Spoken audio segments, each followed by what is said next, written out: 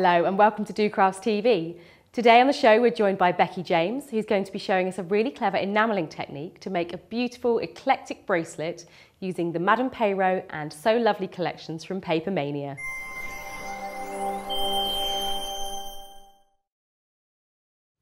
Hi Becky, right, what's today's project? Right, today we are going to be making this beautiful charmed bracelet using items from the Madame Peyroux and the So Lovely range. Beautiful. And we're going to do some enameling as well using Anita's liquid gloss. First thing we're going to do actually is basically use some artiste acrylic paints to colour the charms. Wow, okay, that sounds quite easy. It's really, really easy to do. And actually what I've done is I've chosen periwinkle, but I like to add a bit of dark grey because it just gives it that much more vintage feel to the colours. So if anything, if you wanted it pink or green, if you add that little bit of dark grey, it just tones it down a little bit. Hint, isn't it? Yeah, that's exactly what we're after. So first of all, bit of scrap paper on the table because it's going to be another one of those messy days today. Good. So that's what we like. And we're going to just on a brush. Just need a brush. It doesn't matter, it doesn't need to be a best brush or anything because all we're going to do is basically just work that paint into all the delicate details that are around the edge of the frame. So we're going to do that. And as I say, you're going to get messy, don't worry about it.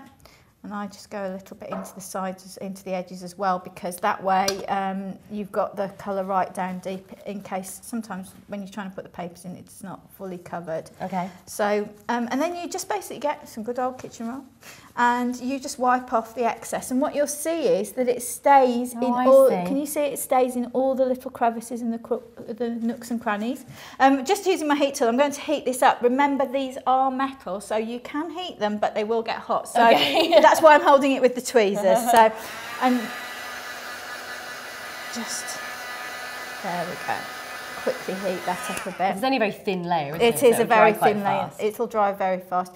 Because the next thing that I want to do, just very quickly, is, oh, thank you, Katie, tidying up after me, is I've got a bit of, and I'm just going to pop that in there for a little bit. This is the matte varnish. So what I want to do is to help rub this off to protect the paint. We're going to just put a thin layer of that over the top. So again, you're just going to use your brush to work that varnish into the metalwork. And that of course dries clear, doesn't it? It does dry clear. That's a protective thing. Right. So, and again, we're just going to pop my brushes into my water now. And we're going to heat that up. And away you go, brilliant. Ready to go. So what I've done here is, I've got one of the pages from the Madame Peyroux papers here. I'm using the 6x6s because the designs are nice and small. They're perfect for going inside the bezels here. I like to pick up both packs because then you get like similar elements, don't you? But in like you say, two different sizes. So it's worth having the selection. Yes, right. So I'm going to choose a part of this that I actually would quite like to have in the centre. So here I quite like this rose pattern here. So I'm going to just layer that over the top. And basically just press down into it like that. And what that will do is it gives me, it's a bit difficult to see, but you see an indentation there and you can use that as a guide to cut round. Okay, got you. What you want to do is cut a little bit inside that guide because if you cut right to it, you're actually going right to the edge. Because it's the raised edge that you get in there, isn't it? So you just want to cut a little bit inside. And I'm just going to pop that into the centre there. Push it down, and then what I'm going to get is my 4-in-1 tool, and I'm going to get the big. Oh, let me just get the one with the biggest ball tool at the end, and basically just use that to push the paper in. And if you've got a little edge there, which I have, you can either just file that off or just trim it with a small pair of scissors. But basically, you're just pushing it into the side so that it fits neatly in there. When you've done that, you really don't even need any glue for it. It'll just sit in there whilst you carry on work on. Isn't it? It is. It's really wedged in there. So, and as you can see, beautiful. I mean, that just with some gloss over the top would look stunning. So, But we're going to do a few things that are a little bit different, just to show you some of the techniques that have been used on the bracelet. So the first thing, this is so simple. And I don't know if you can hold it up, Katie, but it's the little charm that has got the beautiful So Lovely rose in there. They're brilliant, aren't they? They are gorgeous. There's quite a lot of jewellery on the high street at the moment using these sort of three-dimensional resin, isn't there? There is. So you can make your own for a fraction of the price. Exactly. And it's completely unique as well, more importantly. I was going to say, nobody else is going to have it, so, you know. Right, first thing that we've done, again, covered the inside with some paper. And this is really how easy it is. We're going to use some Anita's clear gloss. Lovely. What I will say to people about this is, firstly, let me just get rid of that little bit there, but I do tend to store it upside down because that keeps any bubbles towards the top. And we are just going to fill, and you're not even having to apply much pressure to get the gloss to come out, but we're going to fill the bezel, and I'm going to go around the edges first, and then you flood the centre. Fantastic. And all you do, basically, pop it's so easy. No gluing it on, it's going straight in there. And you pop that to one side and you let it dry. Well, that's done. How easy is that? Now, the next one we're going to do, I'm going to incorporate a couple of jewellery items in this, and also adhesive. Well, we've got some adhesive pearls in there as well. I've got one that's moved. So these are from the Cousin collection, aren't they? And these are just some little crosses there. They are. What I'm going to do first of all is, though, I'm going to get my my flat nose pliers, and I'm basically just taking the little loop at the top, because you don't need that. No.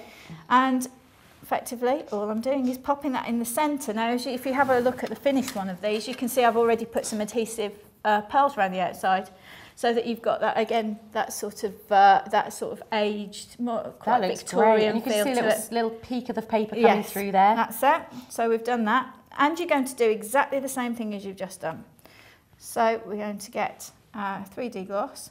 Leave the charm just in the centre. So we don't need to glue them on particularly? You don't need to. You can if you want to. And we're going to pop the gloss right the way around the edge. But that's it, that's that one finished. Wow. And then Katie, you've got the finished one of those there. So, I have, yeah. And what I would say is, I'm obviously not holding these up for you because the gloss needs to be left to dry. Yeah. So this one next. We've got this one here. What I want to show you with this one is the fact that you can actually keep some of your metal embellishments or your other embellishments actually raised up from the charm. Oh, yeah. But we're going to use the gloss to hold it in place. So we're actually going to attach it over the top. Got ya. So the great thing about this is you just don't need any extra glues. You're just going to use your gloss. So again, it's brilliant. Filling, and once you've done this a few times, you really get the knack of it. It's very easy to do. So again, just filling around the outside, in the centre. And it's simple because you've got a little barrier, haven't you? It's not going to run all over the place, is it? No, it's not. That's great. Now what I've got here is a couple of the Chronology clock hands. Oh yeah, of course. And what we're going to do is, I'm going to use my tweezers to do this because it's just a little bit easier. And I'm just going to pop that one to the side, and you'll be able to see it. We'll get Katie, will hold up the finished one in a second. Yeah. But you just pop them to the side and place them where you want them to be. Because it's sinking into that layer, isn't it? Because what actually happens is you get a domed effect with the gloss as you're putting it on. So even though it'll dry a little bit flatter, what it will do is it will hold those extra elements into place. And I'm just going to get a little gem just to sit in the centre of my clock hands. But that's it. And fantastic. There you go. And there you can see it. And that is basically not even having to pop that inside. It's very rigid. It's nice to see them sort of breaking out of the outside. Exactly, isn't it? It gives it that little bit of added dimension, doesn't it? So brilliant. The final one is, now there's a couple that are done a bit quite similar to this on the bracelet. Okay. One has got the butterflies on them. We're going to do the butterfly one in a second, and one has got the crown on. Oh yeah. And what we've done here is basically use some of those individual elements that you can cut out the papers and use those as embellishments, and they're in there quite 3D. And as you can see with that crown one, it actually gives you a nice raised. Yeah, it's like a little 3D little effect. cracked, isn't it? Yeah. You've got a little stone you put in there as well. That's it. So what I've done here is, actually, I've used something different for the butterfly ones as well, just to show you that you can get different effects. And I've actually got one of the two-tone Paper Mania skeleton, skeleton leaves there. Amazing. When you actually put that in, when you've got the gloss in there and the gloss is dried, it actually tones it down, and it looks like you've got a nice little crackle in there. It's like a little background crackle, so it's just it's probably hard to see on camera, but again, on the website, you'll be able to see the close-up photos. You can definitely see him behind there. It's amazing. And it's again, it's actually quite nice because it gives it a little botanical feel. That's okay. Right, I am going to just apply, in fact, I can use a little bit of this excess here. Just apply a little bit of glue to keep the gloss to the back of my butterfly, just to keep it in place whilst I layer up all the elements in here. We don't want him flying off. We don't want him flying off, bless his heart. And I've also love these. We're a big fan of these, aren't we, Katie? You cannot imagine how excited Becky and I were to see these alphabets.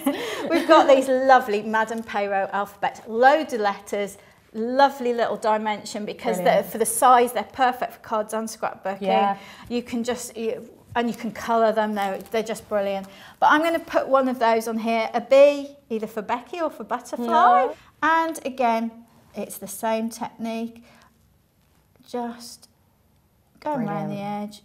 And then this time we're going to raise it up, raise the level of the, I'm going to just add the gloss over the... Brilliant.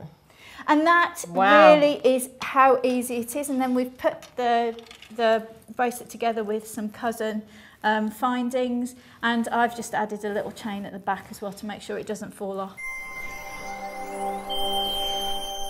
If you've been getting busy making some projects, we'd really like to see what you've been up to. If you've maybe started jewellery making recently, we'd love to see how you're getting on with it.